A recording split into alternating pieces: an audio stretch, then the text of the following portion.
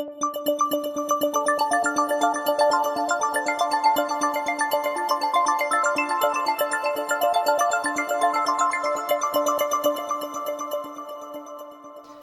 '72, Millie became the associate department head in EECS, and since then, before then and since then, has had a very illustrious career in research and science.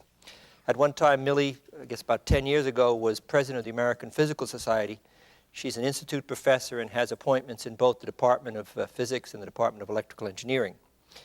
She won the National Medal of Science back in 1990. Probably the highest award that the country, U.S., can give to one of its scientists. She's a recipient of over 17 honorary degrees.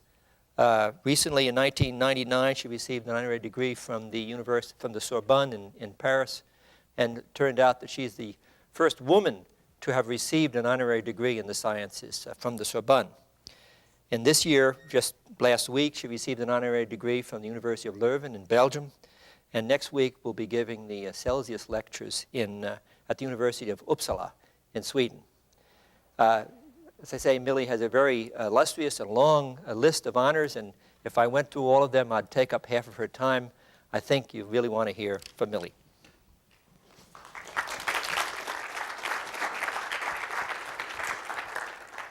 I'm very honored to be the first one. Again, I did the first in the EECS series about a year and a half ago. And so it's an auspicious beginning, as we'll say. My topic today is very different from last time. This time I'm talking about bismuth nanowires. And I could give almost the same topic title as I gave last time, which was the remarkable properties, structure and properties of carbon nanotubes. That's the last one I did in EECS colloquium. But I was a little bit more modest because the bismuth nanowires are a lot newer, and maybe we don't know exactly all the remarkable properties about them yet. Well, I have a few collaborators, actually worldwide, and a lot of graduate students. And 3 of them have already gotten their PhDs related to this topic. So, good subject for training students. Now, in light of the invitation, I thought I would focus my remarks about nanostructures before I start talking about bismuth. Those of you who listened to the President's State of the Union speech, he didn't have a lot to say about science, but he did have something to say about nanostructures. And so nanowires are part of nanostructures. So I'd like to call your attention to the importance of this. And in my first view graph, I'm trying to give you the scale of what a nanostructure is. And so here we have a plot, and we have a plot of different things on a scale. So you see that the x-axis here gives size, and there's a line here that's at about 50, 70 nanometers, something like that. And anything below that begins to show quantum effects. And with quantum effects, it's not that we're just making things smaller and smaller to get a higher packing ratio of whatever component it is, like we're doing silicon technology. The first thought is to pack our devices smaller and smaller so you get a higher packing density. But when you do this, you also get new physics that comes in that allows you to do new things. And it's the second point of view that I'd like to stress in my talk today. So you see here on this picture, there are a lot of different things: GMR, a giant magnetoresistance, quantum dots and lasers, nanotubes, carbon nanotubes, which I talked about in my last EECS colloquium, etc. And bismuth nanowires span the scale, moving in to the nanostructure regime where quantum effects are important. My second view graph of a general nature about nanostructures tells you in simple terms, why nanostructures are important and interesting, why anybody cares about them, why President Clinton said that this is something that we should be thinking about and working on. Why is that? Well, when we have bulk semiconductors, as we know and we love in the industry, what we basically have is this situation shown on top, where the density of states, that is the number of states per energy range, is essentially continuous. That is, we have a crystal structure that's really quite large compared to the quantum regime limit. On the other end of the scale here, quantum dot, labeled quantum dot, where we might have a single atom or a molecule, we have discrete states. And somewhere in between, we have one-dimensional systems, like here we have the quantum wire, or in this case, we have the quantum well, which is a two-dimensional system. And you will see that the density of states, that is the number of states per energy range, is distinctly different. And the smaller the size or the smaller dimension that we're dealing with, the more the system becomes like a molecule with these discrete states. Now, when we are in the regime of the discrete states, we have new phenomenon, and that's the kind of thing that I'm going to emphasize in my discussion of the bismuth nanowires, where we're interested in going to smaller and smaller sizes, where the system shows quantum effects, that phenomenon that are not present in the bulk. Now I'd like to tell you how I got into the bismuth nanowire business. And this was motivated by practical considerations. One of the nice things about being in an engineering department is we have a push and pull between the practical and the science-based studies. So my initial motivation for this came from a practical driver, and this is interest in making thermoelectrics that are better than present thermoelectrics. Thermoelectrics have two applications. One is for cooling purposes, and the other is for energy conversion at high temperature. And here is a picture, a diagram of the thermoelectric figure of merit. For our present discussion, this isn't particularly important, except to say that the state of the art has a value of this quantity, figure of merit, ZT, dimensionless quantity of 1.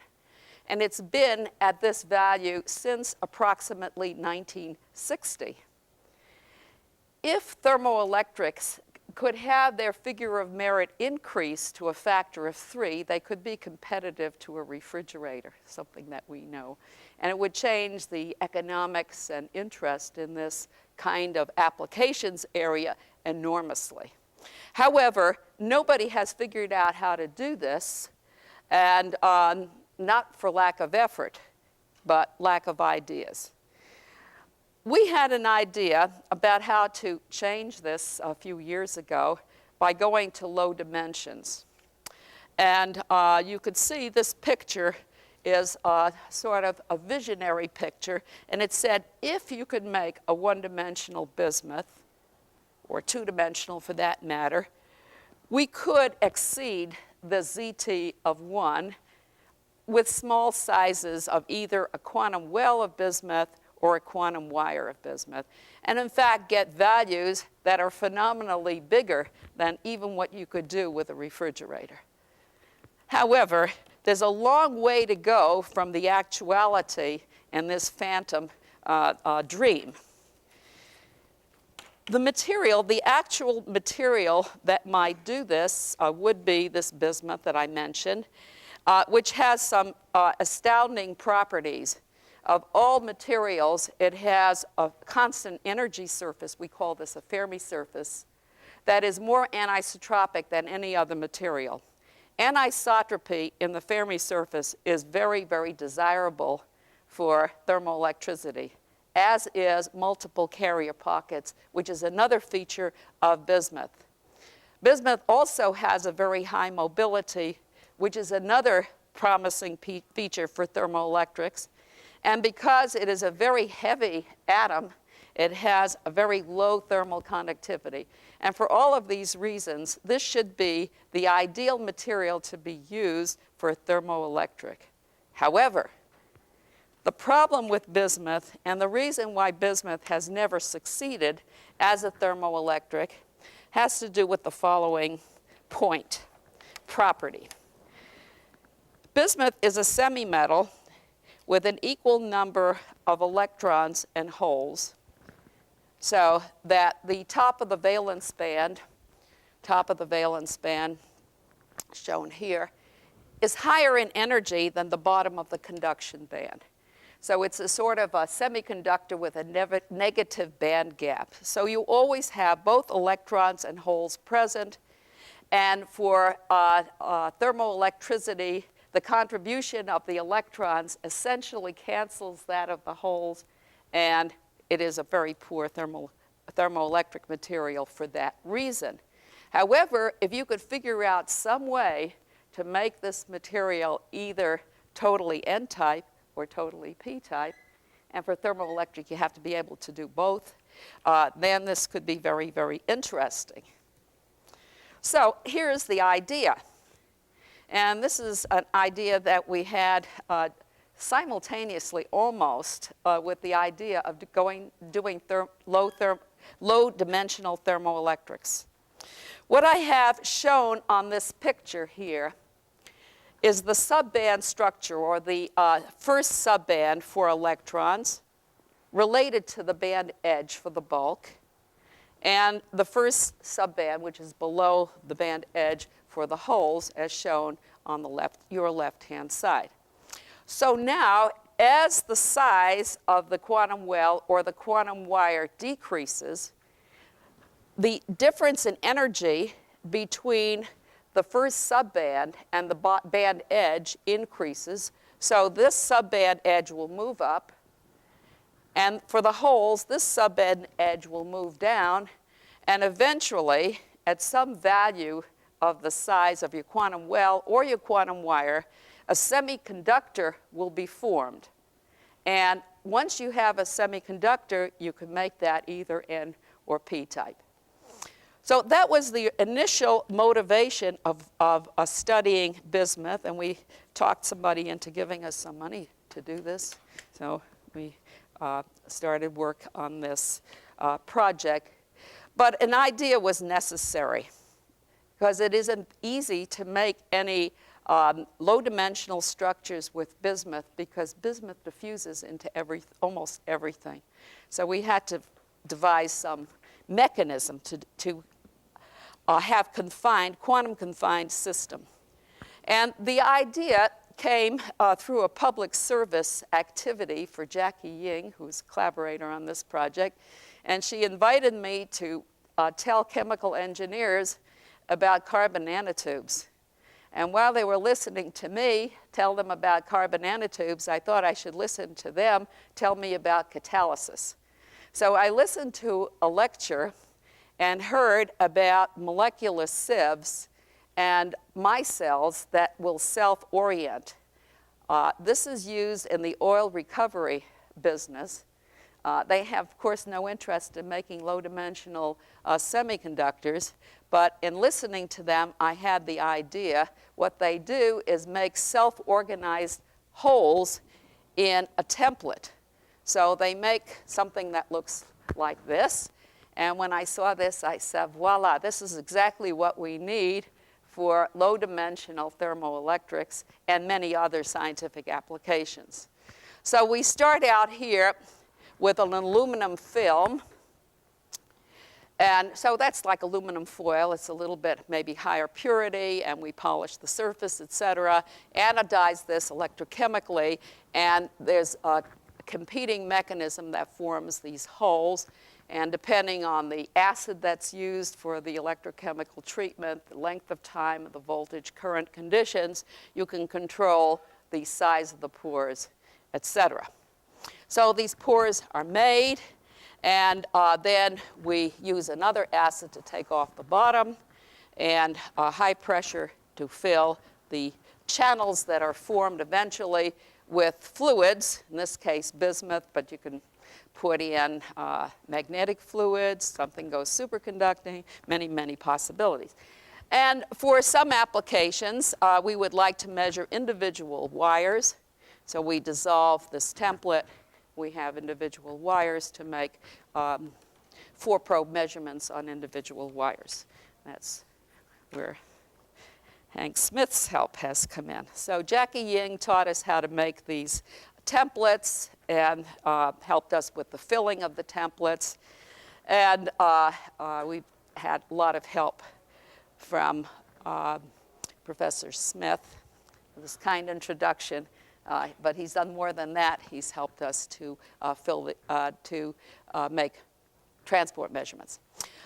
Our earliest work was done, this is our first attempt, and you see here, first student, so these wires are a little bit on the large side, 65 nanometers, just at the junction of being called nanostructures. And so looking down top on, you could see these cylinders. They're not so perfect, but the length to diameter ratio is about 1,000 aspects. So they're long, skinny things. And the density of wires here was approximately 10 to the 10th wires per square centimeters. We do more than that with the smaller wires. So there are a lot of wires that are made. And I'd like to show Yu Ming Lin's more recent work with improved processing step. And this is a much smaller diameter wire, and they're more perfect than the large ones that the previous student made.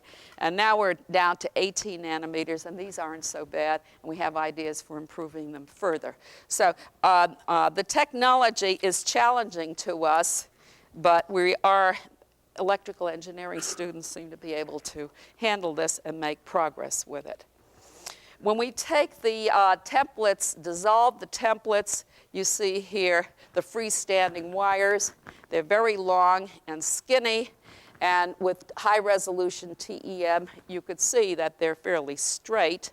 And these striations show grain boundary structures, not very many grain boundaries, but some grain boundaries. And the size of these grain boundaries is about the diameter of the tubes. So this is something that we're very interested in. Now, the nanowires would be of relatively little use were it not for this great property that they have, that the nanowires are single crystals with common axis along the wires. So a given wire will have a common axis, but all the wires in the array, the 10 to the 10th or so wires, will have the same common axis, most of them, a high percentage. And you can see this as the X-ray diffraction pattern with very sharp lines, so it looks like a single crystal. Now, what we found recently in our first work, we were making bigger size wires, and all the wires had the orientation 101. And we thought that they'd all come out that way, but as the wire diameters got smaller, we have a new preferred orientation that goes from 40 down to about 20, and we haven't really done much characterization below that length, but we suspect that they're also single crystals. So this is an important property. Why is it important? All the wires are the same, so they have a common property, so we can characterize them. And because of this, we're able to have very long mean free paths. We have a property that's called ballistic transport that I'll describe in a little bit, that says that the electrons will move for very long distances before being scattered, for distances that are much longer than the wire diameters. So that's an important consideration. Another thing that I should mention about this that makes this property quite remarkable is that the crystal structure, that is these diffraction peaks, are at exactly at the same places, same angles, as they are in bulk bismuth. So we have basically bulk bismuth that's put in the wires. So almost everything that we know about bulk bismuth also applies to the nanowires. This was an unexpected, lovely property for these nanowires. Now, other people have tried to make nanowires before of this sort, but this was the first successful attempt in making single crystal nanowires, certainly of bismuth.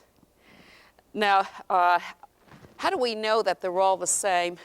Well, we have an X-ray diffraction pattern, which gives you the diffraction pattern of many, many nanowires. And then we have an electron diffraction pattern for single selected nanowires.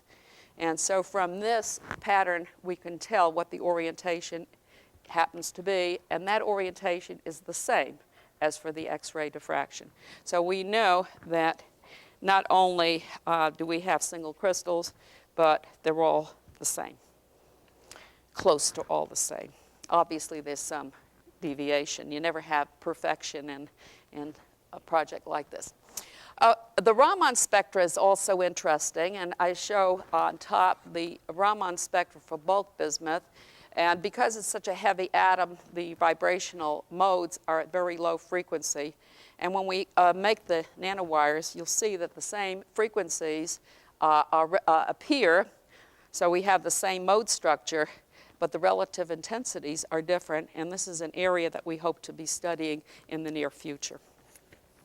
So to summarize about the remarkable structure of the nanowires, so here's the structural properties.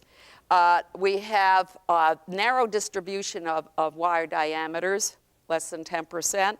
They're quite uniform along the length, again, much less than 10%. They're single crystals with a common axis along the wire, but otherwise randomly oriented in the cross-sectional area with respect to each other. Not with respect to each one, but with respect to each other. And they have the same crystal structure as bulk bismuth. The material in which they're, the template material in which the bismuth nanowires sit is a wide gap semiconductor, 3.5 electron volts. So we have quantum confined electrons in the wires. They don't talk to each other. So, and thermal conductivity is very low, and bunch of other interesting properties. Dielectric constant's very high, few other interesting properties. Now I'm going to talk about the unusual properties. Up till now we talked about the structure. Now I'm going to talk about the properties. So the first thing was the semi-metal semiconductor transition. And just to remind you what that is, I hope I can find my little view graph that showed that. Here we go. So this is the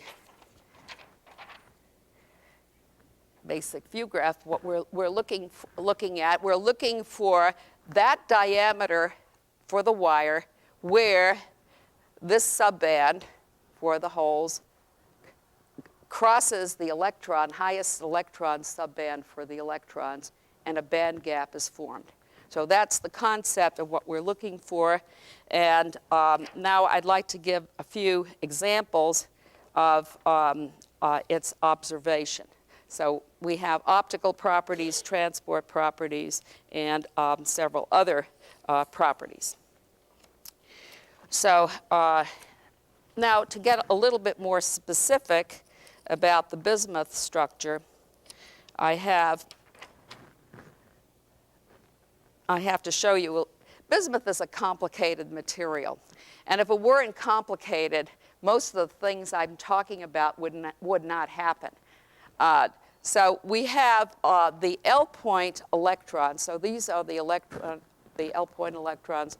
And there are multiple carrier pockets which will have the same energy in the bulk material.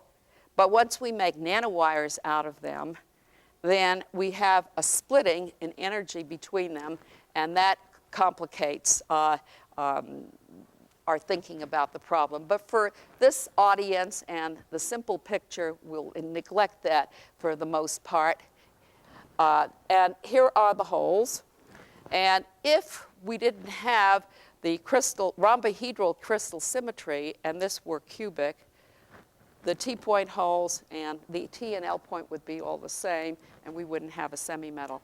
So that the special properties of bismuth that allow us to make a semiconductor out of it by going to low dimensions are bound up, are closely connected with the fact that bismuth is anisotropic.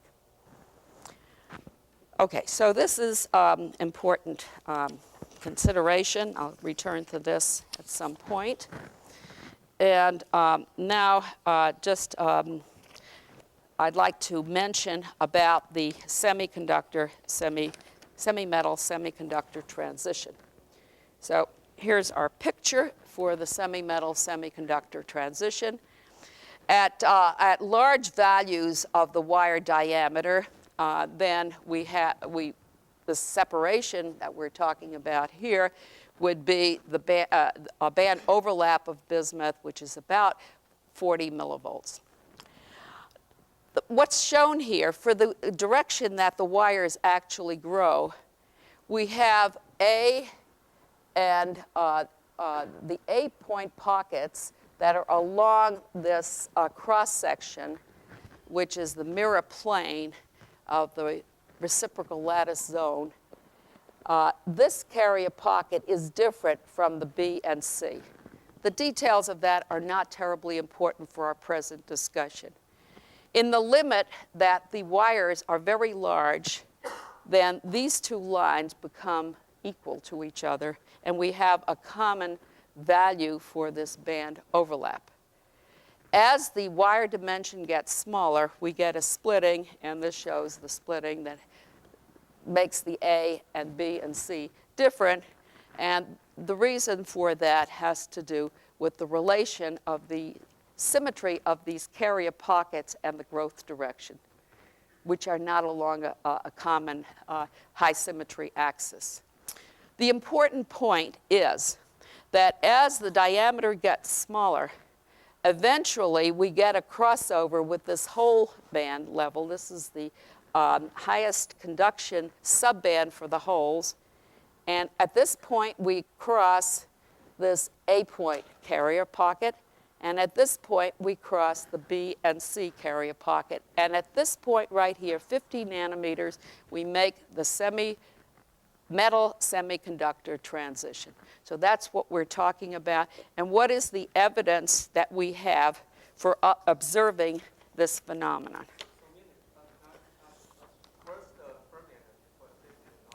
Well, the Fermi energy will be somewhere between these two, such that the number of electrons is equal to the number of holes. Okay? Mm-hmm. It goes right through here.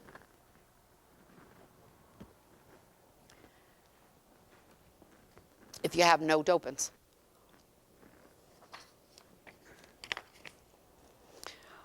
So how would this be observed? Now, the most prosaic and simple observation is to do an optical absorption experiment. So if you have a semiconductor, then you have a transparent situation, very low absorption. And if you have a semi-metal, you'll have relatively high absorption, and that's what's shown here. So this is a very crude, simple-minded picture of what you might see. And so this is the first experiment we did. So that's like a flashlight type experiment.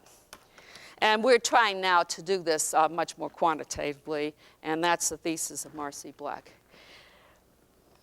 And she's making good progress with it. So hopefully soon we'll hear more details.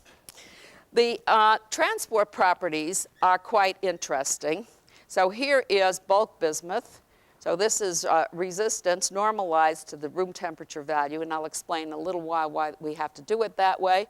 So this is bulk bismuth, and you see when we get to the nanowires, the temperature dependence of the resistant is very, very different from bulk bismuth.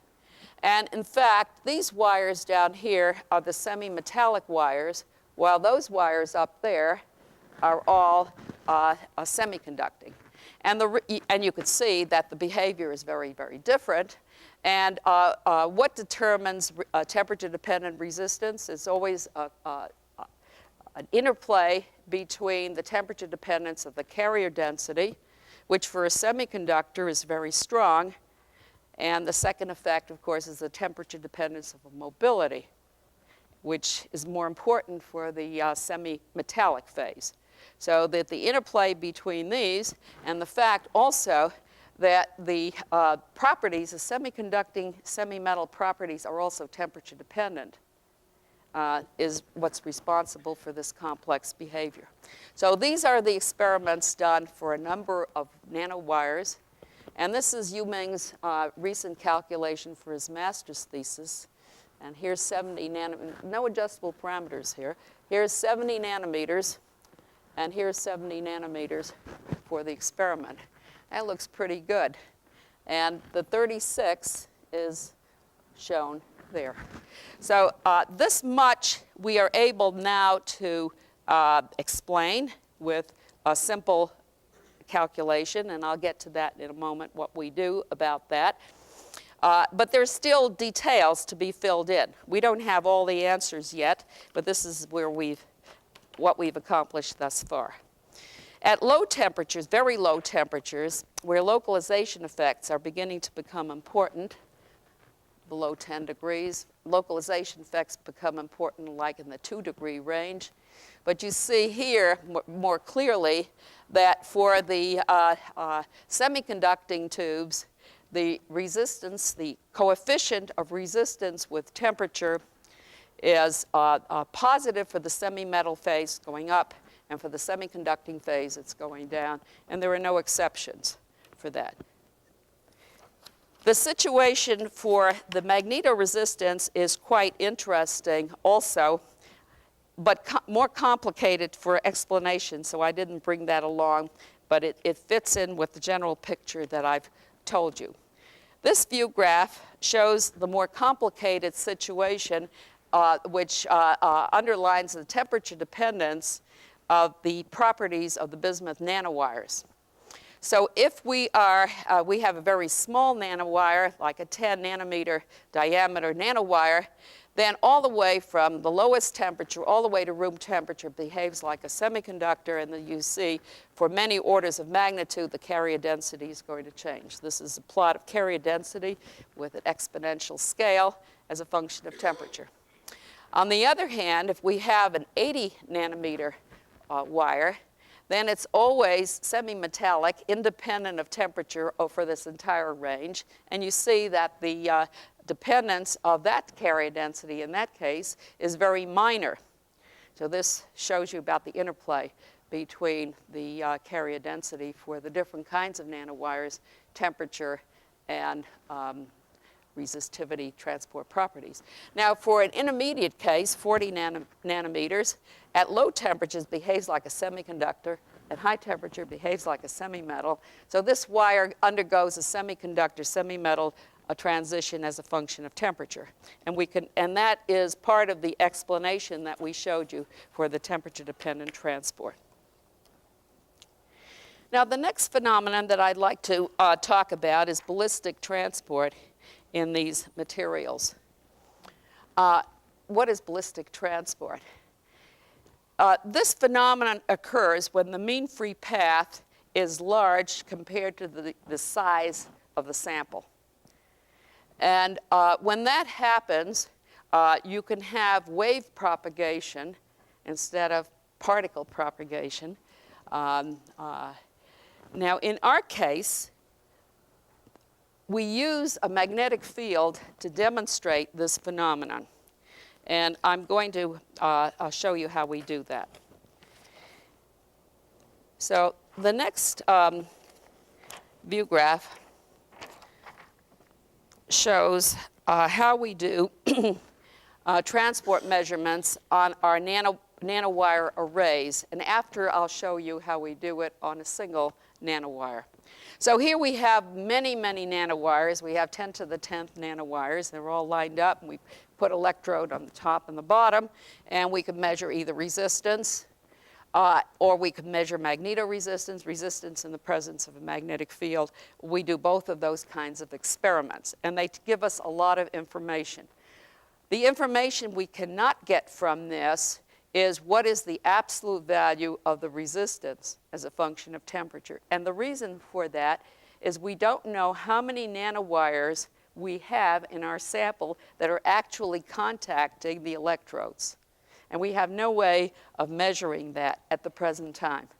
So we have to do normalized measurements when we're working in this format. The other problem is that we have some contact resistance, so that 2-point measurements never give you very accurate absolute measurements. However, these kinds of measurements are fine for measuring, for looking for phenomenon like ballistic transport.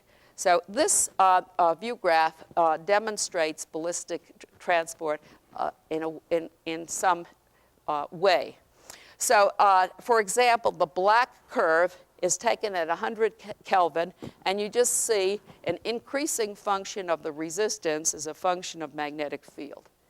However, when we get down to lower temperatures, you see that there's a peak, there's a maximum. The maximum has to do with the following effect. At low magnetic fields, the electrons are making large orbits. So they tend to bump into the edge of the wire more frequently than they would normally, because the magnetic field deflects magnetic fields along the wire direction. Magnetic field deflects the path of the electrons, so they intersect with the edge more frequently, and therefore they have more scattering, and therefore the resistance goes up. However, when the magnetic field gets large enough to start containing the electrons to move within the wire diameter, then we have less scattering than we had before, and therefore the resistance goes down. Well, that's a hypothesis, and now I'll show you all the different parameters that we try is in agreement with that hypothesis. I'll show you a few of them, but we've done quite a number of others besides what I'm showing you here. Here is the comparison for two diameters. So if you have a smaller diameter, it takes a larger magnetic field to fit to have the orbit contained within the wire diameter. So for the smaller diameters, the critical field is higher than for the larger diameters, as is shown here. And the dependence actually goes like 1 over the diameter in the inverse diameter. And we have a nice plot of that. So the picture of what's going on is shown in this view graph. So for zero field, of course, you have some scattering. But as you have more, the field increases a little bit. The orbits are deflected so that there's increased contact with the wire, so the resistance goes up. But then when the high magnetic fields are reached and we get these circular orbits, then we start missing the interaction with the boundaries, and we can see this ballistic transport effect. So now, if the magnetic field, instead of being along the wire, is transverse to the wire, so we should not see this effect at all. So, okay, here we are at transverse magnetic field, independent of temperature. They're all approximately quadratic. And with the longitudinal field, if you add some dopants, so that you make the mean free path of the electrons never reach the wire boundary. They don't know the wire boundary is there, so then it behaves, again, quadratically.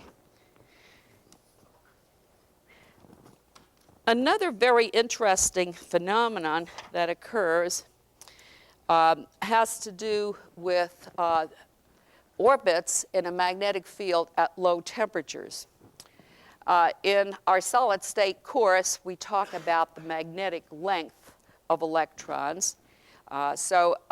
Electrons in a magnetic field experience the quantization of the magnetic energy levels, and the magnetic length is given here by this relation.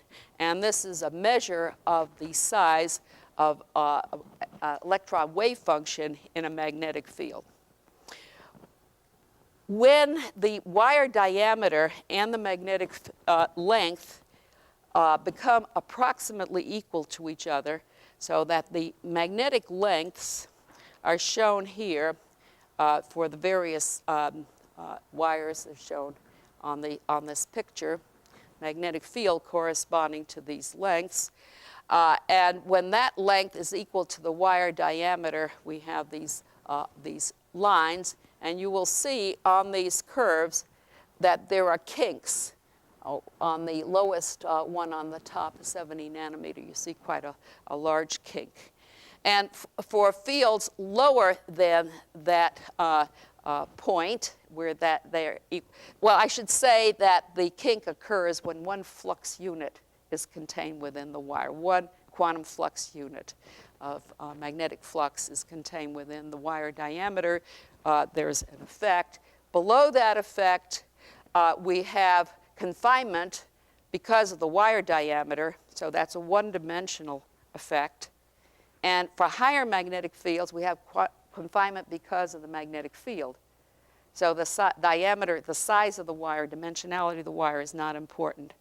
So we have a changeover in effect, in phenomenon, and therefore different dependencies of the resistance on magnetic field temperature and everything else.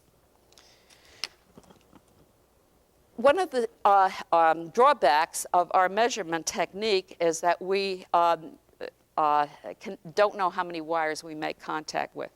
So we have to do some kind of measurement on single wires, and Hank has helped us with his lift-off technique to allow us to make contacts with individual wires. So here is an individual wire, and there are a lot of processing steps that you see. We have a grid that's defined photolithography by an electron beam. So we have a lot of points here. And we use these points to locate where a given wire is. So here's a given wire.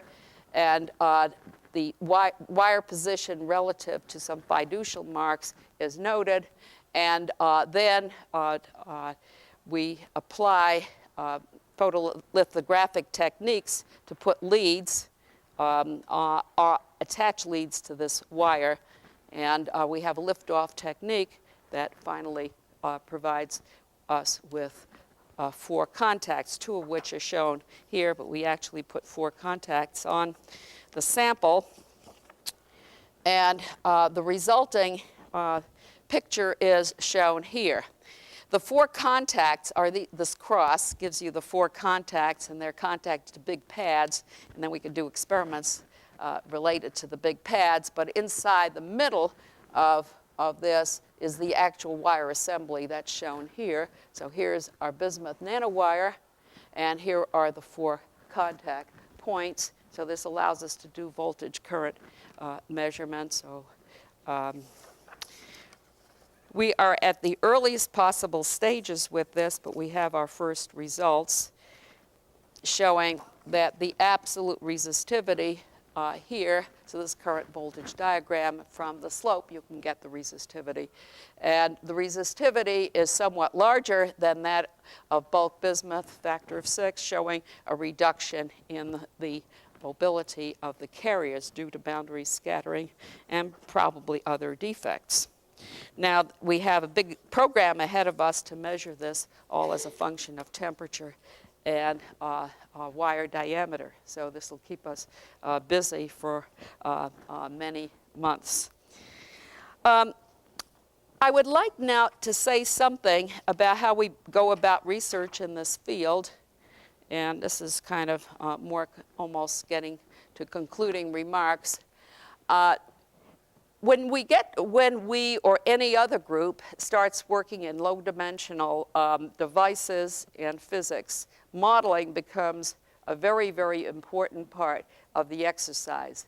Without modeling, we never can make a device that will satisfy our imagination for specifications. Because in something like thermoelectricity, but it could be almost anything else, it's very easy to make your device worse than the 3-dimensional device and only by very careful selection of how to make the design of the device will you actually be better than you are in the three-dimensional system.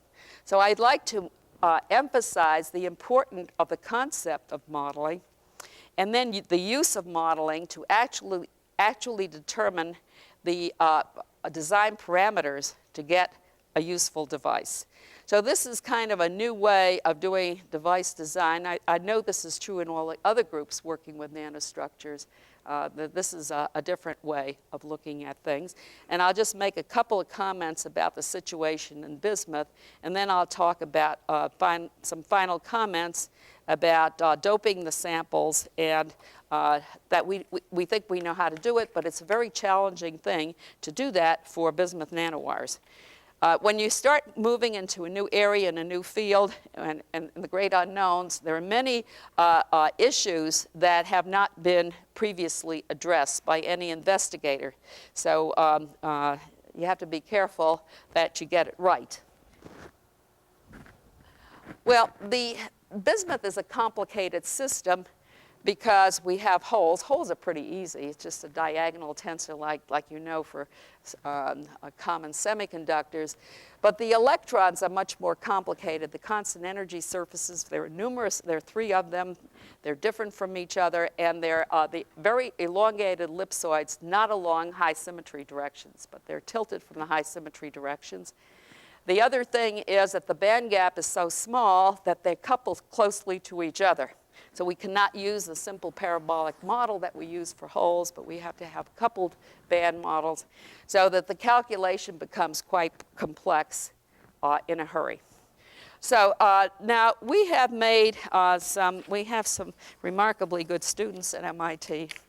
In concept, solving these equations is straightforward. The implementation is not straightforward. So Yumeng Lin has just finished his master's thesis and figured out a very nice numerical solution for the Schrödinger equation for the case of anisotropic surfaces, multiple carrier pockets, and strongly coupled bands. And it's based on this grid structure, which allows us to do a difference equation and numerical solution. And the results have been very interesting, and this is the first time we've been able to get quantitative agreement with the experiments, as I showed you before. The next thing that has to be done to make a device is to control the doping, both N and P type. The doping of N type is the one we started first because that one is easier in the case of bismuth. The doping of P type is more complicated for reasons I might explain. And so first success was obtained quickly. So on the top, you see pure bismuth, and then the conductivity increases by a couple of orders of magnitude when you dope it. So you could see that you could change the properties by doping. Bismuth is column 5 of the periodic table. Doping with an element in column 6 gives you electrons N-type. Doping with an element in column 4 should give you P-type. And it sort of does, except for complications. So we can dope our system. And the next view graph shows that we can change the electrical properties. So here's the temperature dependence of the normalized resistance for different top curve is for undoped, and you see different doping concentrations, and you could see that the resistance changes. And we have, from our model, we can predict what the effect of carrier concentration is. We know how much dopant we've added. We can imagine where we are on this curve, and then from that back out what the temperature dependence of the mobility is. And the results here turned out to be far better than I would ever have expected. We have a model here for the contribution from electron-phonon interaction, which is the undoped case, from defects, that's impurities that are isoelectronic impurities that are present or other defects, and then charge scatterers. And using just this simple model and the different temperature regimes, we're able to get the correct temperature dependence for each of these phenomena, each of these processes. And so this was beyond my expectation. I'm very proud of Yu Ming's result on this, because this was better than I had expected at our present stage in this problem. The problem of doing the p-type doping is complicated by the following physical phenomenon. Doping with p-type is very much controlled by the p-type carriers that we have in the intrinsic solid due to these T-point holes. And trying to lower the Fermi level by adding p-type impurities is greatly hampered by having this large reservoir of holes. And what we're hoping to do is a new optimization approach. This is work for the future, is by adding a small amount of antimony, we hope to make some kind of revolution on the band structure of bismuth. We have a way of moving the T-point holes, which are over here, to lower energies and try to get them out of the way of the carriers that we would add by doping. We figured that a few percent of antimony should be sufficient to make a real difference and to get some good p-type dopant for device applications where we need both N and p-type materials. Finally, this project is somewhat driven. We always have behind us our masters who are supporting this research, and this is to try to make a good thermoelectric. The metal insulator transition, that is the semi-metal semiconductor transition, occurs at about 40 to 50 nanometers. That's a very, very big size. There's interesting science to be done there, and we're working away at that because that's necessary to go the next step. But our calculations from our band models show us that the interesting device applications occur at very much smaller sizes. To get ZT, that is the thermoelectric figure of merit, to be greater than 1, we have to have our N-type samples to be on the order of 10 nanometers. So that's a big challenge. But an even bigger challenge is our p-type samples have to be smaller than about 5 nanometers, unless we're smart and our idea with the antimony doping works.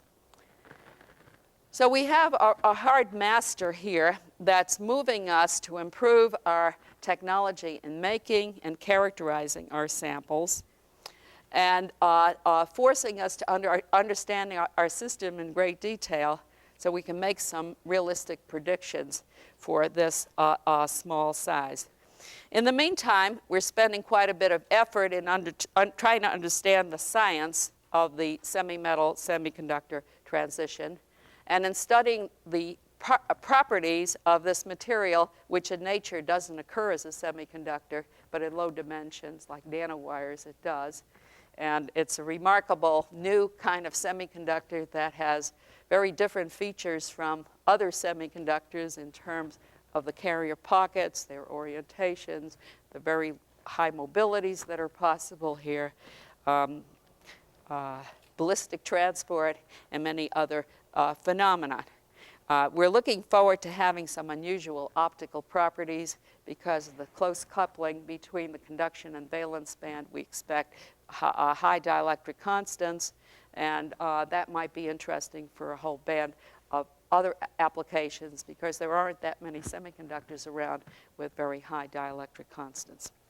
So I will end my talk at this point.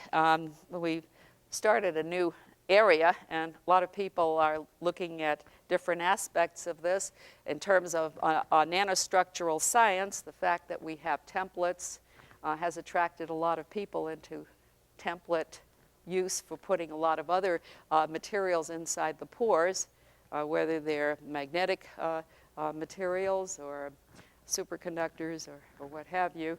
There are interesting things to be done with this new category of materials. And we continue also plugging away at the thermoelectrics because those are our masters at the moment. Thank you.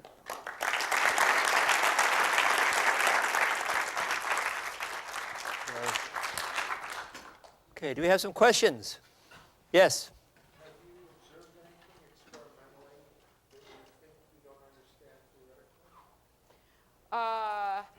A lot of details are not quite in place yet. And I would say that, for example, I showed you the temperature dependence of the resistivity. We can't fit everything in detail, but we have the general features blocked out now. And we have to add, well, for example, our models are very crude. We have a constant relaxation time approximation. We use that frequently in doing our modeling. That obviously is not sufficient. We should take into account the actual scattering processes for phonons. There isn't anything that seems to be qualitatively peculiar. Not down to the sizes that we have studied up to this point. I'm very interested. There are people at MIT that promise us that they can make us some smaller nanowires, smaller than 4 nanometers in diameter and smaller. I believe at some point... Who are they, by the way? Buendy. Oh, okay. Has a method, and I hope it works. We don't know yet, but that's one of the virtues of being in a large research university with a lot of smart people. You get help. They listen to what you're doing. They have ideas about some aspect that interests them as well. And I believe that there's going to be some diameter where we have a phase transition and we don't have bismuth as we know it. It has a different crystal structure from bulk bismuth. And then we're going to have nanowires with some unknown properties, maybe very interesting, but certainly different. And we're looking very hard to find out what happens in that regime. That's qualitatively different from what we're doing now. And we have no idea where that will occur. But we know down to 7 nanometers, it hasn't happened because we have measurements of transport properties down to 7 nanometers diameter. And that still is like bulk bismuth. Now, bismuth has this very long mean free path. I mean, how long is it at say, it's say millimeters. 77K? It's millimeters What? long. And why is that? Why is it longer than, say, in a modulation doped semiconductor? Why is it longer than in a Much longer, orders of magnitude longer. Like, say, if in a usual quantum well. I mean, the mean free paths are several microns, Okay. a few microns. Well, let me sort of explain about bismuth, and lead telluride has some of the same properties. If you have a material with a very large dielectric constant, the carriers are sort of self-shielded by their the fact that you have a dielectric constant of 100 or so. Mm-hmm. And I think that is a large part of, you Okay. have impurities present, Mm-hmm. but the effect of impurities is greatly reduced by screening effects due to the high dielectric constant. Okay. That's one answer to it. But of course, when you have the quantum wires that we have here, the mean free path decreases. Mm-hmm. It is Compared to the bulk, yeah. It's not larger than the size of the nanowire. Yeah. Okay. Any other questions? Yes. So I may have missed something. You mentioned that earlier the reason for the semiconductor is to get rid of holes. The reason for going for a semiconductor is we want a single carrier. Cancel each other, right? Yeah, that's right.